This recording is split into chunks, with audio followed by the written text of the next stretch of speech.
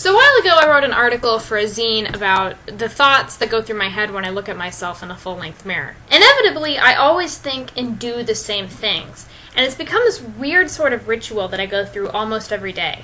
Do y'all know what zines are? The name kind of explains it all. Instead of a big magazine with big glossy cover and fancy articles, it's a zine. A kind of smaller version of that with the regular cover and different creative ways of expressing yourself with smaller articles. So for the article that I was writing, I thought it would be really cool if I actually had pictures in the article of the poses that I make when I'm looking at myself.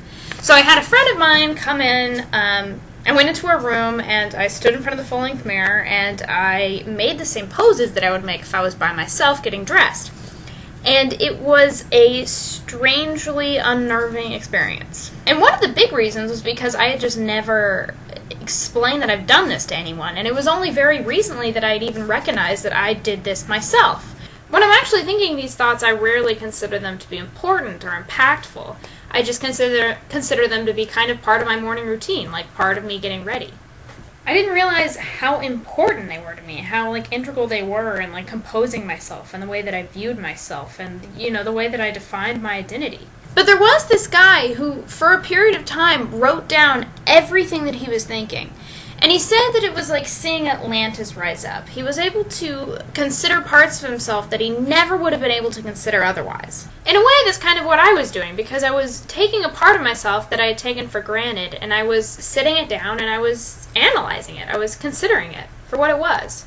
That led me to think, what else do I think when I'm getting ready in the morning? What runs through my head? I think a lot about when I'm putting on eye makeup, especially, the way that the mascara clumps my eyelashes and how I'd rather them spread out. And I mean, these are things that nobody else is going to pay attention to. Unless my eyelashes are super clumpy, I mean, nobody is going to care, right? Nobody's going to sit down, look at me and think, oh, her eyelashes. To me, when I'm looking in a mirror, I see a huge difference between just, me kind of slumping over how I would usually stand versus me standing up really straight and being very aware of my ab muscles. There was just a huge, huge difference in me regularly and me sucking in.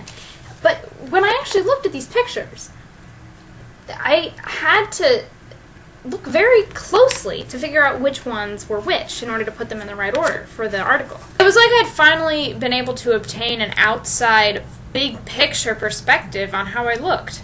And I think that says a lot about the way that we view ourselves. Even the smallest changes we'll notice.